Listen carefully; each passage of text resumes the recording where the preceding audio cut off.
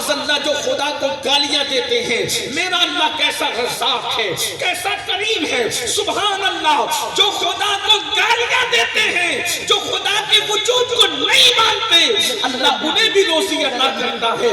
میں تو یہاں سوچتا ہوں یا اللہ، جب تجھ سے ملاقات ہوگی تو کیسا مزہ آئے گا، جب تو نے محمد الرسول اللہ جیسے کریم کو پیدا کیا ہے، تیرا پیدا کیا ہوا کریم ایسا ہے تو پیدا کرنے والے تیرے کرم کا ہوا ہوگا۔ اللہ فرمائے اس کے کرم کا کیا ٹھکانہ ہے، تو کریم ہی جو ٹھہرا تو کرم کے کیا ٹھکانے، تو نوازنے پر آئے تو نوازتے زمانے۔ اللہ کے بندو سنو، روزی سب کو دیتا ہے، ہر ایک کو عطا کرتا ہے، چونٹیوں کو بھی روزی دیتا ہے، سمندر کی تہ میں مچھلیوں کو بھی روزی دیتا ہے، وہ ہر ایک کو روزی عطا کرتا ہے۔ مگر یہ بھی سن لو، جس روزی کا وعدہ سب سے کیا ہے مگر مغفرت کا وعدہ کسی سے نہیں کیا ہے۔ اللہ اکبر، وہ چند خوش نصیب ہیں جن کو انگلیوں کے پوروں پہ شمار کر سکتے ہو، انہی لوگوں سے، چند لوگوں سے مغفرت کا وعدہ ہے۔ اس امت کے اندر اللہ تعالیٰ اپنے حبیب سے فرما رہا ہے تاکہ تمہیں مغفرت کی اہمیت سمجھ میں آئے، بخشش کی اہمیت سمجھ میں آئے۔ سن لو میرے بھائیوں، جن کو مغفرت عطا کر دی گئی اس کو جنت عطا کر دی گئی۔ اسی لیے ہر مرنے والے کے لیے ہم مغفرت کی دعا کرتے ہیں، مرنے والے کے لیے ایک ہی دعا کرتے ہیں، مغفرت کی دعا کرتے ہیں۔ آپ کو پتا ہے مغفرت کتنی بڑی چیز ہے۔ اللہ کے رسول جو شافعی یوم النشور ہے، جن کے سر پر تاج شفاعت سجایا گیا ہے، جن کے اشارے ابرو سے ہم جیسے کروڑوں بخشے جائیں گے، میرے امام کہتے ہیں ایک میں کیا میرے اسیاں کی حقیقت کتنی، مجھ سے 100 لاکھ تو کافی ہے اشارہ تیرا، دل بس خوف سے پتہ سا اڑا جاتا ہے، بلہ ہلکا صحیح بھاری ہے بھروسہ تیرا۔ اللہ کے بندو سن لو، اللہ اپنے محبوب سے جس کے اشارے ابرو پر لوگوں کو بخشا جائے گا، ہر ایک مصطفیٰ جان رحمت کی طرف دیکھ رہا ہوگا، حتیٰ کہ خلیل اللہ کو بھی، کلیم اللہ کو بھی، کلمت اللہ کو بھی مصطفیٰ جان رحمت کی حاجت ہوگی۔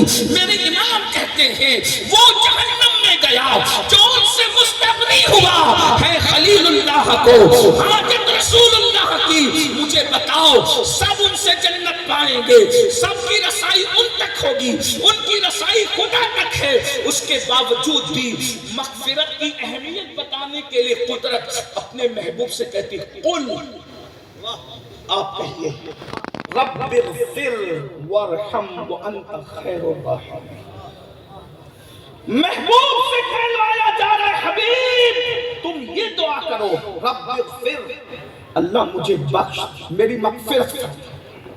حالانکہ حضور کے ساتھ اللہ نے بخشش کا وعدہ کیا، ان کے صدقے میں ان کے اگلے پچھلے بخشے جائیں گے۔ ارے وہ میں کہتا ہوں وہ اشارہ کرتے ہیں، ان کے اشارے ابرو پر ہم جیسے کروڑوں بے حساب جنت میں چلے جائیں۔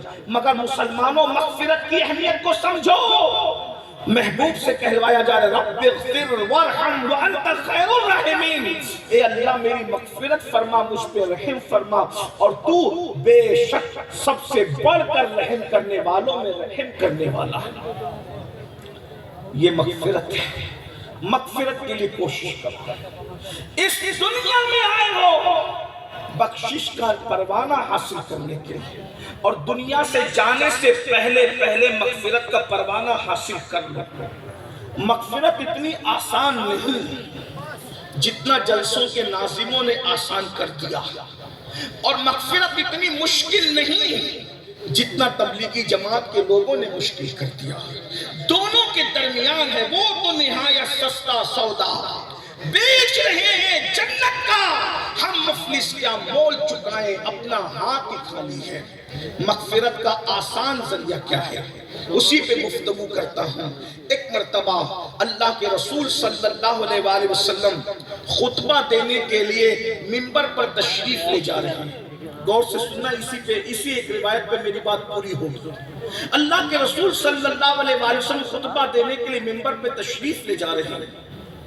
پہلے سینے پہ قدم رکھا، فرمایا آمین، دوسرے سینے پہ قدم رکھا، فرمایا آمین، تیسرے سینے پہ قدم رکھا، فرمایا آمین، اور اس کے بعد حضور علیہ السلام کو جب آمین کہتے ہوئے صحابہ نے سنا حیران ہو گئے، مگر وہ جانتے تھے کہ جو حضور دیکھتے ہیں وہ ہم نہیں دیکھ سکتے۔ جب اللہ کے رسول صلی اللہ علیہ وآلہ وسلم نے خطبہ مکمل فرمایا تو اس کی یا رسول اللہ صلی اللہ علیہ وآلہ وسلم آپ پر ہمارے ماں باپ قربان، حضور یہ بتائیں کہ آپ نے 3 مرتبہ الگ الگ زینے پر آمین کیوں فرمایا؟ تو اللہ کے رسول صلی اللہ علیہ وآلہ وسلم فرماتے ہیں کہ ابھی میرے پاس منبر پر چڑھتے ہوئے سید الملائکہ جبریل امین علیہ الصلوۃ والتسلیم حاضر ہوئے تھے اور انہوں نے 3 دعائیں کی، تو میں نے تینوں دعاؤں کو جو ہے وہ ان کی دعا پر آمین کہا۔ میں نے جب پہلے زینے پہ قدم رکھا تو دعا کی، دوسرے زینے پہ قدم رکھا تو دعا کی، تیسرے زینے پہ قدم رکھا تو دعا کی۔ اب آئیے میں آپ کے سامنے ترتیب کو ملحوظ نہ رکھتے ہوئے بطور مفہوم جو ہے اس دعا کا خلاصہ پیش کرتا ہوں۔ انہوں نے عزیز اللہ جو ماہ رمضان شریف پائے اور پانے کے بعد اس میں عبادت کر کے اپنی بخشش نہ کروا لے، اپنی مغفرت نہ کروا لے تو اس کو اپنی رحمت سے دور فرما دے۔ پتہ چلا اللہ کے رسول علیہ الصلوۃ والتسلیم منبر پہ جا رہے ہیں، کیوں تو ہم جب منبر پہ جاتے ہیں ایک عام امام منبر پہ جاتا ہے اس وقت دعا کی قبولیت کا وقت ہوتا ہے، مگر امام الانبیاء منبر پہ جا رہے ہیں، آبروئے منبر پہ جا رہے ہیں، آبروئے منبر پہ تشریف لے جا رہے ہیں، اللہ اکبر جان ایمان منبر پہ تشریف لے جا رہے ہیں۔ ہر منبر کی آبرو جس کے قدم ناز سے وابستہ ہے وہ منبر پہ تشریف لے جا رہے ہیں۔ سید الایام ہے، جمعہ دنوں کا سردار ہے، وقتوں کا سردار ہے، اماموں کا سردار ہے، فرشتوں کا سردار ہے، فرشتوں کا سردار دعا کر رہا ہے اے اللہ جو ماہ رمضان المبارک پائے اور اس میں عبادت کر کے محنت کر کے اپنی بخشش نہ کروا لے تو اس کو اپنی رحمت سے دور فرما دے۔ اس وقت میرے آقا نے آمین فرمایا۔ اب میں آگے بڑھنے سے پہلے عرض کروں گا چند دنوں کے بعد وہ موسم بہار آنے والا ہے جس کو ماہ رمضان شریف کہتے ہیں۔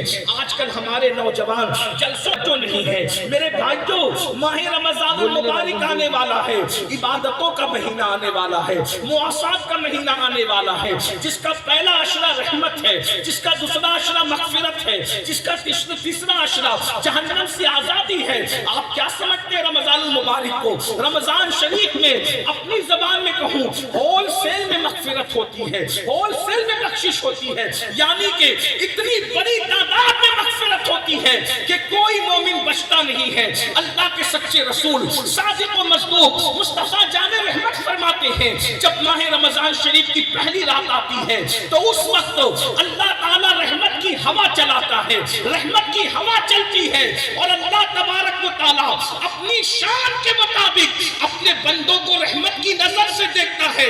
جس پر رحمت کی نظر پڑ جاتی ہے اللہ تبارک و تعالیٰ اس کی مغفرت فرما دیتا ہے، اس کی بخشش فرما دیتا ہے۔ میرے بھائیوں اللہ اکبر، سردیوں کے آنے سے پہلے سردیوں کا انتظام کرنے والوں، گرمیوں سے آنے سے پہلے گرمیوں کا انتظام کرنے والوں، بارش کے آنے سے پہلے بارش کا انتظام کرنے والوں، موسم بہار عبادت کا رہا ہے اس سے پہلے اپنی مغفرت کا انتظام کر لو اور اللہ کی بارگاہ میں عرض کرو مولا تو جسے پہلی شب میں رحمت کی نگاہ سے دیکھے گا ان میں میرا بھی انتخاب کر لو تاکہ میری بھی بخشش ہو جائے، میری بھی نجات ہو جائے۔